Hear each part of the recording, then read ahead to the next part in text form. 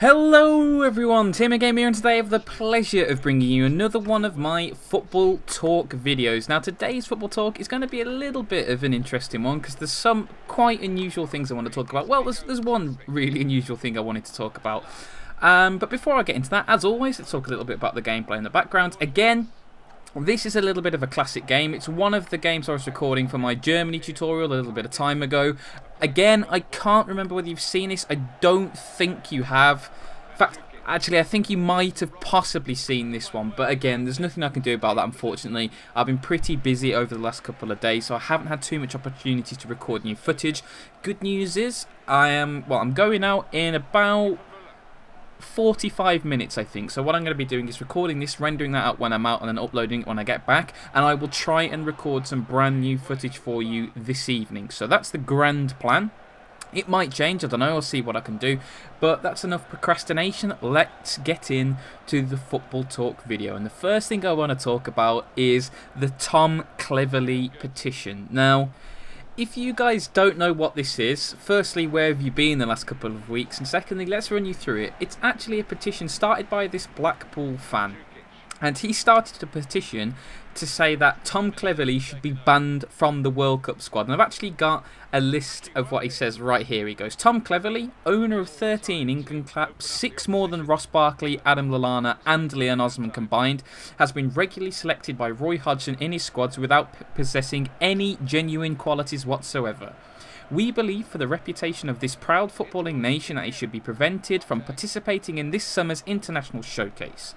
Whilst England are considered to be and he misspelled disappointing at major tournaments, further embarrassment could be avoided by not having his inept performances undermine the rest of the team's efforts. And this petition was set up by a Blackpool fan and has now gone on to have well over 10,000 signatures supporting it. And Cleverley is a player I've mentioned quite a few times on my channel, how I think he's very, very average and really shouldn't be in the England squad at all. But this is a new step for a player to be petitioned against on a website for his performance and that he shouldn't be in the England squad. This is a huge step, and Roy Hodgson really wasn't happy about this. He was interviewed about it in the build-up to England's recent friendly against Denmark, and he came out and said that, I don't think it's correct people should single out one player for Manchester United's lack of success this season. I would like to think that I'm not going to have the England team selected in the future by petitions from various people who are holding it against one person for a team's lack of success. You can't expect a football coach to have any sympathy for it. Now, I can understand Roy Hodgson's position here because for an England manager, this has got to be very frustrating. He's selecting his team. He obviously thinks Cleverley is part of his 23 or 30 best players. Obviously, a slightly larger squad was selected for this week's friendly, but he's obviously going to be very annoyed with this. Having so many fans vocally say that they are against one particular player, and this wasn't, Roy Hodgson should consider his selection again. This was Roy Hodgson shouldn't select Cleverley. Very specifically aimed at Cleverley, this.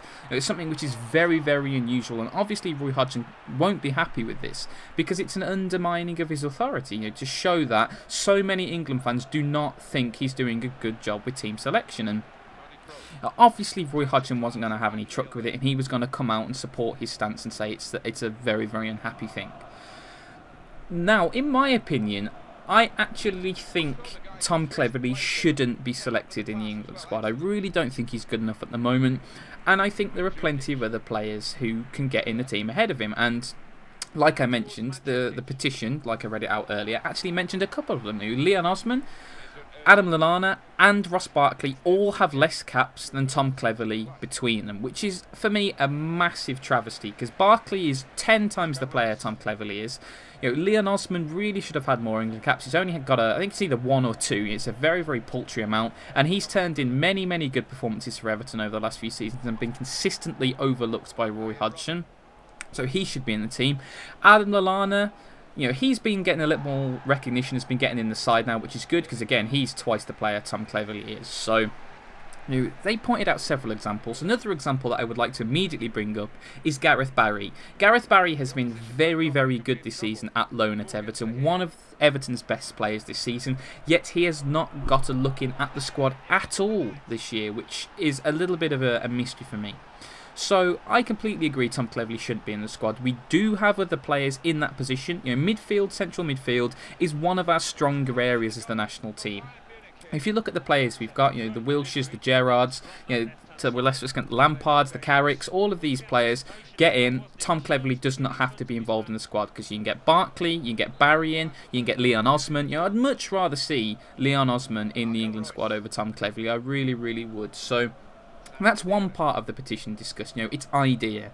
The next thing I wanted to talk a little bit about is whether Tom Cleverley is being unfairly singled out for his performances at Manchester United, because that was one thing Roy Hodgson touched on, that the fans were being too harsh on Tom Cleverley and it was Manchester United as a whole who were underperforming. And this is something that to an extent I do agree with. Manchester United as a whole have been massively underperforming. If you saw their performance against Olympiacos a few weeks ago, as an entire team, to a man, they were dreadful. That wasn't just Tom Cleverley having a bad day and Olympiacos capitalising. That was the entire Manchester United squad being abysmal on the day. And this is something which has happened with Manchester United for a long proportion of the season, a long time now. Is so much of that squad is underperforming. You look at players like Ashley Young. Ashley Young has been dreadful this season. Absolutely dreadful. The only thing he's managed to do is dive and win penalties. He's been shocking, and there was actually a really interesting video analysing Shinji Kagawa during the Olympiacos game. Showing all of the times he made runs and players didn't pass to him, and it highlighted a nice little segment on Ashley Young when every single time Ashley Young got the ball, all he did was look down. He'd focus on the ball, he wouldn't look up. When he hit crosses into the box, he didn't even look into the box to see who was in there. He'd just whack an aimless cross in. I think Ashley Young has been seriously figured out by defenders, because when he first burst onto the scene, obviously he was an Aston Villa player, he was young, he was pacey, he had a reasonable cross and finish on him, he just had that little bit of something about him, but he hasn't built on his game at all. He's lost a little bit of his pace, he doesn't have the same dynamism he once had, and he has the same moves. He has the step over, and then when he's on the left hand side, he shimmies to go on the outside, and he checks the ball back onto his right foot, and he puts a cross in, and that is all he has. And he does most of this looking down, so he has no vision.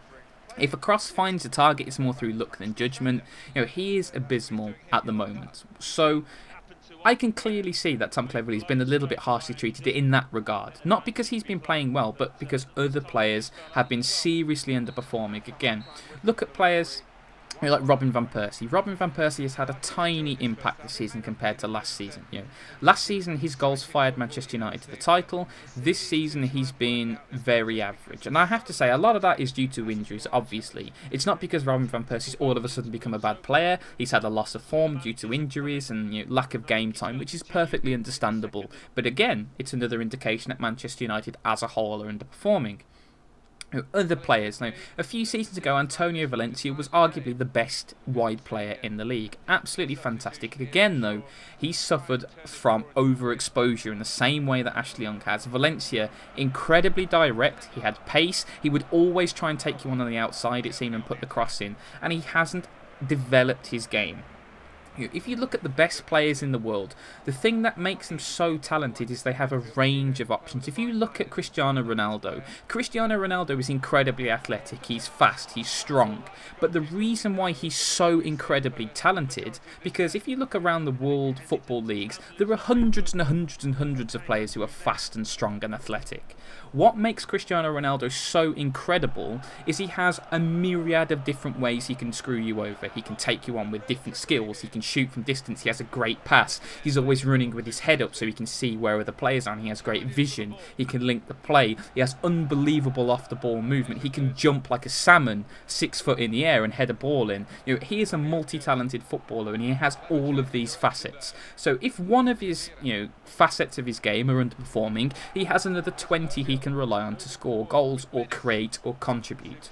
When you look at a player like Ashley Young or Antonio Valencia or Tom Cleverley, they have 1 or 2 assets to their game, and if they're having an off day, they have nothing to fall back on, and this is why they look average a lot of the time, because in a large amount of ways they are average. And this is why I think Manchester United are really struggling at the moment, because they have a lot of players who are a little bit of a one-trick pony. And again, prime examples: Nani, Valencia, Young, Cleverley. Chris Smalling as well. Chris Smalling, another little bit of an average player at the moment, not playing very well. They have players who, on their day, when their one or two key attributes are on fire, are devastatingly effective. However, the rest of the time, when their key attributes aren't, they're really struggling. They really do struggle. So I do agree with Roy Hodgson's sentiments that perhaps Tom Cleverley is getting a little bit too much stick for his level of performance. But I have to say, Tom Cleverley he's average. He's a really, really average player. And the fact he has 13 England caps gives me hope that one day I might accumulate the odd England cap here and there. Because he came out with an interview a couple of weeks back, and I know I've mentioned this before, but it's certainly pertinent to the discussion again, so I'll mention it once more time here. He came out a few weeks back to respond to the criticism that he was suffering from a lot of fans and a lot of pundits and probably players as well, because everyone's jumped on the Tom Cleverley bandwagon this year. And he said something along the lines of, "Oh, I'm not a traditional midfielder. A lot of midfielders, they take people on, or they hit long passes, they score goals, they create assists, and I don't do that. In Spain, people clap midfielders for passing 5 yards, and I wish it was like that over here." And it's like, Tom, you have just provided your critics with so much ammunition there. Because what he should have said is he should have come out and said, I'm not a traditional style of midfielder. I have my own set of strengths. I do a unique role in the team. A team that, is struggling admittedly, but I'm doing the role that my manager wants, and I'm happy as long as he's happy. That would have been a much better thing to say, but he's basically come out and said all of the things he isn't good at, which is quite a large number if you read his interview there. So he basically shoots himself not in the foot, but in the face with that interview. It's just relentless. It really is relentless for him, and I do feel a little sorry for him. He has been scapegoated a little bit in terms of United's performance and England's performance. He's taking a lot of flack off the other players at Manchester United, because I have to say, as a squad, they have hugely underperformed, and David Moyes can only be responsible for so much. These are players that won the Premier League last season convincingly, and they have completely flopped this season. And it's not just Tom Cleverley's fault. Tom Cleverley cannot be to blame for this, just as David Moyes cannot be solely to blame for this. So it's an interesting one with Tom Cleverley. He's one of those players who 4 or 5 years ago, when he had his little spell at Wigan on loan, and when he was first coming through, was tipped pretty much alongside Jack Wilshere. It was going to be, him and Jack Wilshere were going to form the core of England's midfield for a decade, and they were going to be the key players, and they were really going to drive us on nationally. And I have to say, Jack Wilshere's come on. Jack Wilshere's a very, very good player. He's really injury prone again. He fractured his foot in the friendly with Denmark. He's out for 6 weeks again, which is not great at all. There's been rumours saying that he might miss the entire rest of the season, which would be terrible news for English ambitions at the World Cup. I won't say ambitions of doing anything incredible. I don't think we're going to win it. But certainly, if we're going to have a good showing at the World Cup, a fit Jack Wilshere is very, very important, because we cannot expect Steven Gerrard to play game after game in conditions such as the ones we're going to be experiencing in Manaus. So that's going to be a big loss for us. But Tom Cleverley just hasn't experienced his potential. The only thing I can really remember him doing over the past 2 years, which has stood out in my mind, was that fluke cross shot goal he scored from the corner of the pitch, when he checked in and he sort of whipped that cross shot in inverted commas, and it went in the top corner, and everyone was saying, "Oh, what a great goal" / "what a fluke," depending on what side of the fence you were sitting on. And I cannot remember Tom Cleverley having a major impact in any game ever apart from that. So is that what you're looking for in an international midfielder? Is that what you're looking for at a World Cup? Because for me, Tom Cleverley is just a poor man's Michael Carrick. Because basically, Tom Cleverley says that his strengths are, nice simple passes, keeping the ball, managing possession, managing the flow of the game. But Michael Carrick does that already, and he does that 10 times better than Tom Cleverley does. If Tom Cleverley wants to get into our World Cup squad, surely he has to offer something different to that. Because if push comes to shove and Michael Carrick breaks his leg on the last day of the season, what we could do is we could put Gareth Barry, who again can do exactly what Michael Carrick does. He's not particularly mobile anymore. He won't burst forward. He won't score many goals. But what Gareth Barry does incredibly well is manage the game. He'll pass. He'll bring players in. He'll just take up a nice position. So he'll just sit in front of that back four. He won't put any barnstorming challenges in. You know, he's not a Lee Catamol, but he will just control the play. So Tom Cleverley falls below the pecking order of Gareth Barry as well. Like he's already said in his interview, he isn't a dynamic midfielder. He isn't a Jack Wilshere. He's not someone who's going to bustle around the park. He's not someone like a Steven Gerrard who can take set pieces and score goals from 30 yards every now and again. You know, he's not a flashy winger like a Lallana or a Townsend or a Walcott or any of those people. So all of a sudden, as you tick the boxes against Tom Cleverley, you realise that he's not good at this, he's not good at that, he's not particularly good at this. The things he is good at, there are players in the England squad who can do it better, and players available that can do it better and add more to the team. And all of a sudden you think, why is Tom Cleverley in the England squad? And this is the thing, you know, I don't personally dislike Tom Cleverley. I'm sure he's a nice guy. In fact, well, I don't know if he's a nice guy, but I have no evidence to suggest he isn't a nice guy. You know, the reason why I don't want him in the England squad is purely footballing. I see other players, and this thing, English football is not exactly covered with world-class players. And this is why it's still so surprising to me that Tom Cleverley gets picked. England doesn't have all of these world-class players, yet we still have a lot of players who can do Tom Cleverley's job much better than Tom Cleverley, yet he still gets in the team. And it seems to me that Roy Hodgson has a few players that it doesn't matter how badly they play, they will still be involved in the squad. And for me, Tom Cleverley is one of those players. I think he would actually have to stand still on the pitch with his arms folded not to get selected for the England squad. And that is a terrible thing. You know, Roy Hodgson came into the job saying he's going to pick on form, he's not going to pick on reputation, the best 23 players will get picked. And then he regularly picks players like Ashley Young and Tom Cleverley, who have done nothing this season for Manchester United. You know, it's a really, really strange one.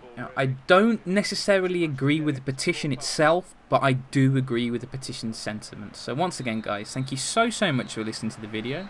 As always, I'd really like to hear your opinions on the subject matter. If you have any opinions on Tom Cleverley or Roy Hodgson's selection in general, I'd definitely like to watch and read your comments. But once again, thank you so much for watching, and as always, have a great day.